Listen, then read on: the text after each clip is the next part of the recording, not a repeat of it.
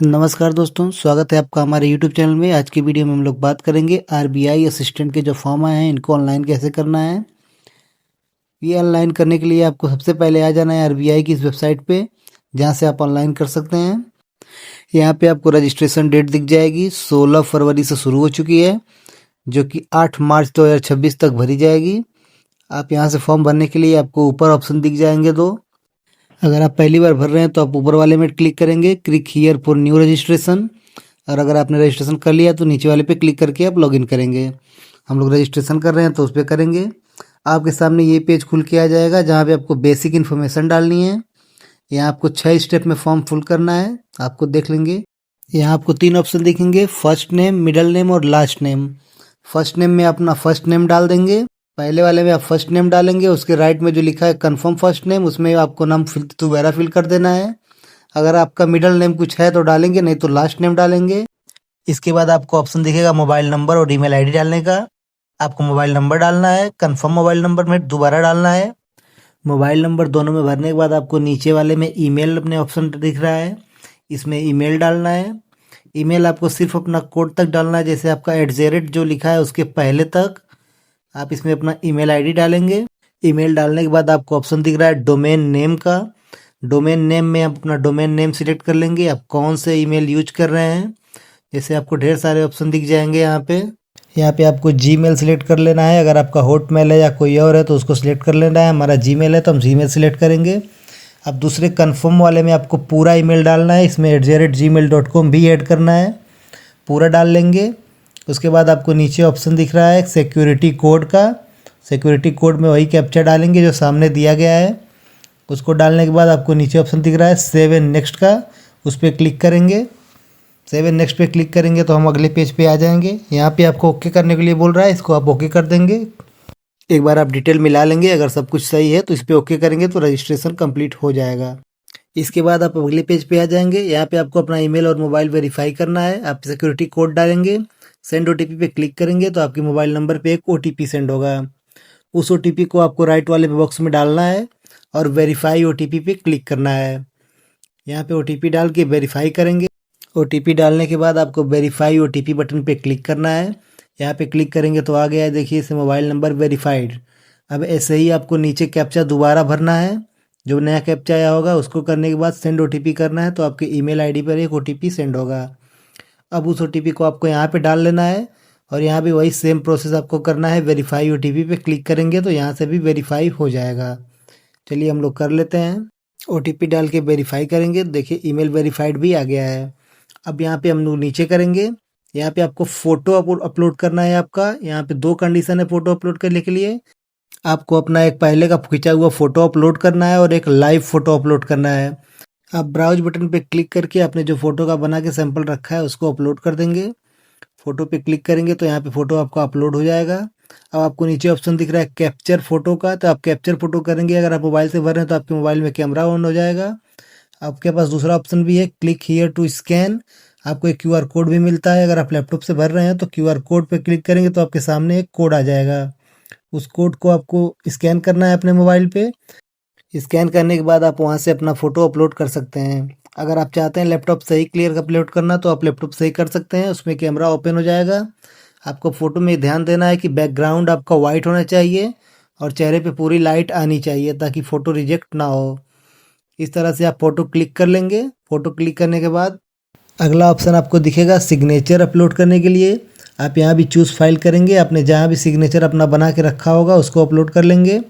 Signature upload करने में आपको एक दिक्कत आ सकती है उसका नाम लिखने में, तो वहाँ पे आप सिर्फ नाम लिखिएगा बस सिग्नेचर। कोई स्पेस होगा अगर तो आप नहीं उठाएगा, इसमें कोई एक्सटेंशन अलाउड नहीं है। अपने फ़ोटो वाले में भी यही करना है आपको, वहाँ पे सिर्फ लिखना है फ़ोटो उस फाइल नेम पे और सिग्नेचर वाले पे सिग्नेचर। सिग्नेचर अपलोड करने के बाद नीचे बॉक्स पे टिक करना है और नेक्स्ट पे क्लिक करना है। इसके बाद आपको डिटेल आ जाएगी, खुल जाएगी। आपके यहाँ पे बेसिक डिटेल डालनी होती है। यहाँ आपको दिख जाएगा कैटेगरी। आपको जो भी कैटेगरी है उसमें आप चुन लेंगे, अपनी कैटेगरी डालेंगे। SC ST OBC जो भी आपकी कैटेगरी है, अगर आप OBC हैं तो OBC चुने। पॉपअप आएगा आपका जिसमें लिखा होगा अपनी कैटेगरी सही से चुने, क्योंकि आप उसको बदल नहीं सकते हैं, तो आप ठीक से चुन लीजिएगा। इसके बाद ऑप्शन पूछ रहा है आपसे क्या डिसेबिलिटी है आपकी। अगर 40% है उससे ज़्यादा अगर है तो येस करेंगे, फिर आपको चुनना है ए बी सी डी या ई किस तरह की डिसेबिलिटी है। अगर नहीं है तो आप सिंपली यहाँ पे नो सिलेक्ट करेंगे और आगे बढ़ेंगे। इसके बाद आपको ऑप्शन दिखेगा आर यू एक्स सर्विसमैन, अगर आप हैं तो येस करेंगे, नहीं तो नो करेंगे। दूसरा ऑप्शन आपको दिखेगा are you disabled with disabled ex serviceman, अगर आप हैं तो इसमें येस करेंगे और नहीं तो नो कर देंगे। इसके बाद ऑप्शन दिखेगा क्या आपकी किसी आर्मी में रहते हुए चाहे किसी फोर्स में 50% या उससे ज़्यादा डिसेबिलिटी हुई है, अगर येस है तो येस करेंगे, नहीं तो नो करेंगे। अब नीचे आएंगे, आपसे पूछेगा are you current staff of RBI, अगर आप हैं तो येस करेंगे, अगर येस करेंगे तो आपको नीचे अपना डिटेल डालना पड़ेगा, कितने साल का एक्सपीरियंस था और कहाँ पे आप काम कर रहे थे। अगर आप नहीं है तो आप सिंपल यहाँ पे नो कर देंगे। नो करने के बाद आपको आगे बढ़ना है। आपको अगला ऑप्शन दिखेगा नेशनैलिटी का। नेशनैलिटी में आपको इंडियन सिलेक्ट कर लेना है। यहाँ अदर्स का भी ऑप्शन है, लेकिन अब सब लोग इंडियन है तो आप लोग इंडियन सिलेक्ट करेंगे। इसके बाद नीचे आएंगे तो आपसे पूछ रहा है consent of your Aadhaar verification, अगर आप देना चाहते हैं तो येस करेंगे, नहीं देना चाहते हैं तो नो करेंगे। तो उसके बाद आपको दिख जाएगा आधार कार्ड नंबर डालने के लिए और पैन कार्ड नंबर डालने के लिए। तो ये ऑप्शनल है, अगर आप डालना चाहें तो डाल सकते हैं, नहीं तो छोड़ भी सकते हैं, इसमें कोई ज़रूरी नहीं है कि आपको भरना ही है।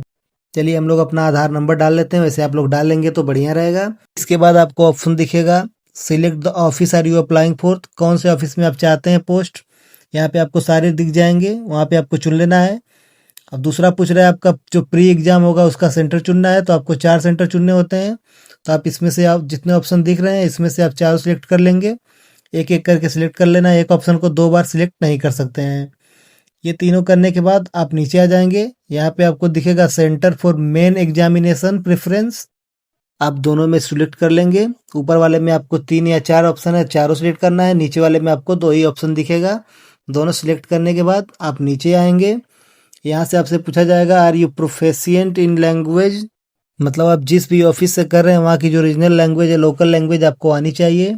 आप यहाँ पे यस सिलेक्ट करेंगे। हम लोग न्यू दिल्ली सिलेक्ट किया था तो यहाँ पे हिंदी ऑटोमेटिक उठा लेगा, अगर नहीं उठाता तो आप क्लिक करके चुन लेंगे। दूसरा ऑप्शन पूछ रहा है आपका रिलीजन कौन सा है, तो रिलीजन पे सिलेक्ट करेंगे। यहाँ में आपको सारे रिलीजन दिख जाएंगे, अपना सिलेक्ट कर लेना है। इसके बाद नेक्स्ट करेंगे। नीचे आपको डेट ऑफ बर्थ भरना होता है, अपना डेट ऑफ बर्थ सिलेक्ट कर लेंगे कैलेंडर पर से। डेट ऑफ बर्थ सिलेक्ट करने के बाद आपसे ओके करने को पूछ रहा है तो ओके कर देंगे, क्वालिफिकेशन के हिसाब से वो पूछता है।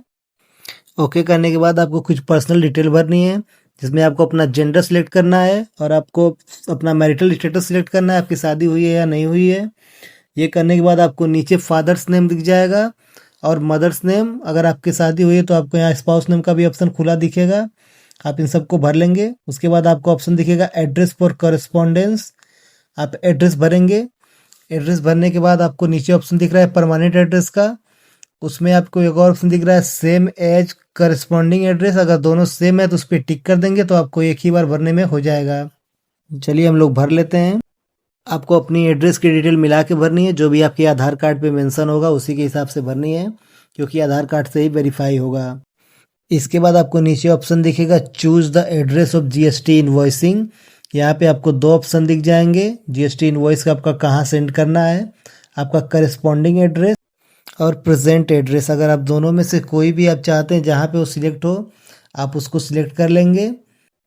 एड्रेस सिलेक्ट करने के बाद आपको नीचे ऑप्शन दिखेगा बैंक डिटेल का, आपको बैंक डिटेल में भर लेना है। पहले में आपको दिखेगा अकाउंट होल्डर नेम, ऊपर वाले में आपको अकाउंट होल्डर नेम डालना है, दूसरे में आपको अकाउंट नंबर डालना है, तीसरे ऑप्शन में कंफर्म बैंक अकाउंट है, वहाँ पे आपको अपना बैंक अकाउंट का नंबर डालना है। चौथा ऑप्शन दिख रहा है आपका बैंक और ब्रांच कौन सा है, तो आपको अपना बैंक का नाम लिख देना है और उसके बगल में कौन सा ब्रांच है वो लिख देना है। चौथा ऑप्शन आपको दिखेगा टाइप ऑफ अकाउंट का, तो यहाँ आपको 2 ऑप्शन दिखेंगे सेविंग और करंट, अगर आपका जो भी अकाउंट है, अगर सेविंग है तो सेविंग सिलेक्ट करेंगे, करंट है तो करंट सिलेक्ट करेंगे। ये दोनों सिलेक्ट करने के बाद आपको तीसरा ऑप्शन दिख जाएगा आईएफएससी कोड का, तो आपको अपने पासबुक से मिला के आईएफएससी कोड डाल लेना है। आईएफएससी कोड डालने के बाद आपको नीचे ऑप्शन दिखेगा वैलिडेट योर डिटेल, इस पर क्लिक करेंगे। वैलिडेट करने के बाद आपको दूसरा ऑप्शन दिखेगा सेव एंड नेक्स्ट का, सेव एंड नेक्स्ट पे क्लिक करेंगे तो आप अगले पेज पे आ जाएंगे। अगले पेज में आपको कुछ डिटेल भरनी होती हैं, जहाँ पे आपको एजुकेशनल डिटेल भरनी होंगी। यहाँ पे आपको अपना कोर्स सिलेक्ट कर लेना है, आपने जो भी किया है बीए बीएससी बीकॉम जो भी है उसको आपको पहले वाले में सिलेक्ट कर लेना है। दूसरे में आपको डेट ऑफ पासिंग पूछ रहा है, जिस डेट को आप पास हुए थे आपके मार्कशीट पे दिखा होगा फाइनल ईयर की, उसकी डेट यहाँ पे डाल देनी है। आपको परसेंटेज पूछ रहा है, परसेंटेज भी डाल देनी है, कितने परसेंटेज आपके आए थे ग्रेजुएशन में। और चौथा ऑप्शन में आपको दिख रहा है नेम ऑफ यूनिवर्सिटी और इंस्टीट्यूट, आप इसमें अपने स्कूल या कॉलेज का नाम डाल देंगे जहाँ से भी आपने ग्रेजुएशन किया है। तीसरा और लास्ट ऑप्शन दिख रहा है आपको फर्स्ट क्लास, सेकेंड क्लास और पास्ट क्लास, आप इसमें से जो भी आपका परसेंटेज है उसके हिसाब से डाल लेंगे। अगर 60 प्लस है तो आप फर्स्ट क्लास डाल लेंगे। इसके बाद अगर आपके पास पोस्ट ग्रेजुएशन की डिग्री है तो आप उसको भी डाल लेंगे, और अगर नहीं है तो आप छोड़ सकते हैं, सिर्फ ग्रेजुएशन कंपलसरी है। नीचे आपको ऑप्शन दिखेगा do you have knowledge of word processing on PC, आपको ये यस करना है। नो करेंगे तो आप एलिजिबल नहीं हो पाएंगे फॉर्म को भरने के लिए। यस करने के बाद नेक्स्ट करेंगे। आपको नीचे पूछ रहा है कि आर यू प्रेजेंटली वर्किंग, अगर आप कर रहे हैं काम कहीं पे तो यस करेंगे, नहीं तो नो कर देंगे। इसके बाद आपको लैंग्वेज नोन पूछ रहा है, कौन कौन सी लैंग्वेज आप जानते हैं, तो आप इसमें अपना लैंग्वेज चुनेंगे, हिंदी चुनेंगे। अब आपको 3 ऑप्शन दिख रहे हैं, रीड राइट स्पीक, मतलब आप बोल सकते हैं, पढ़ सकते हैं, लिख सकते हैं, तो आप तीनों में यस कर देंगे। दूसरा ऑप्शन आप चुन लेंगे जो भी आप जानते हैं, अगर इंग्लिश जानते हैं तो इंग्लिश चुनेंगे, इसमें भी वही ऑप्शन दिखेगा। तो आप अगर बोल सकते हैं तो तीनों करेंगे, नहीं तो 2 कर देंगे, रीड और राइट। ये करने के बाद वैलिडेट योर डिटेल पे क्लिक करेंगे। वैलिडेट करने पे नेक्स्ट एंड सेव पे क्लिक करेंगे तो आपके सामने आपका फॉर्म आ जाएगा, जिसमें आपकी पर्सनल डिटेल देखेंगी जो भी आप फॉर्म भरने में आपने यूज की है। यहाँ से आप अपनी डिटेल मिला लेंगे एक बार, मिलाने के बाद एकदम नीचे आ जाएंगे, आई एग्री पे क्लिक करेंगे और कंप्लीट रजिस्ट्रेशन के बटन पे क्लिक कर देंगे। कंप्लीट रजिस्ट्रेशन करने के बाद आपके सामने एक पेज आएगा, यहाँ से आपको पूछेगा are you sure to continue, आपको यहाँ पे ओके करना है। अगर कुछ गलती है तो आप कैंसिल करके बैक कर के जाएंगे, वहाँ से सही कर लेंगे। नेक्स्ट करने के बाद आपके सामने 2 ऑप्शन और खुल जाएंगे। यहाँ पे आपको अपनी थंब इंप्रेशन की एक फोटोकॉपी अपलोड करनी है। आपके लेफ्ट हैंड का अंगूठे का निशान लगेगा, राइट हैंड का नहीं करना है। लेफ्ट हैंड का अंगूठे का निशान करेंगे और दूसरे वाले में आपको हैंड रिटेन डिक्लेरेशन फॉर्म डालना है। डिक्लेरेशन फॉर्म आपको कहाँ से मिलेगा, तो आपको यही ऑप्शन दिख जाएगा, गाइडेंस फॉर डॉक्यूमेंट अपलोड। इस पर आप क्लिक करेंगे तो आपके सामने एक पीडीएफ ओपन होगा, उसी पीडीएफ में आपको दिख जाएगा। चलिए हम लोग करके दिखा देते हैं। यहाँ पे क्लिक करेंगे, क्लिक करने के बाद ये पेज थोड़ा लोड लेगा, आपके सामने पीडीएफ खुल के इसी पीडीएफ में आपको यहाँ दिख जाएगा आई नेम ऑफ कैंडिडेट, जो भी आपका नाम है वो डालना है, उसके आगे यही लिख देना है, जितना आपने ब्लू किया है उतना लिख देना है। ये आपको किसी सादे पेपर पे अपने हाथ से लिखना है। इसी का फिर फोटो आपको यहाँ पे अपलोड करना है, जिसको आप यहाँ पे अपलोड कर लेंगे। अपलोड करने के बाद आपको नीचे ऑप्शन दिखेगा I agree to connect to DigiLocker, यहाँ पे आपको पूरी डिटेल के लिए डिजी लॉकर से परमिशन पूछ रहा है। अगर आप चाहते हैं देना तो यस करेंगे, यस करेंगे तो आप डिजी लॉकर पोर्टल पे चले जाएंगे। हम लोग यहाँ से नो करेंगे और ये कैप्चा डाल के सेव एंड नेक्स्ट पे क्लिक करेंगे। ये करने के बाद आपका अगला पेज खुल जाएगा, जहाँ से आपको पेमेंट करनी होती है। यहाँ पे आप आ जाएंगे बिल डेस्क पे, आपका जो भी यहाँ कैप्चा दिया गया है उसी कैप्चा को ऐसे ही फिल कर लेना है।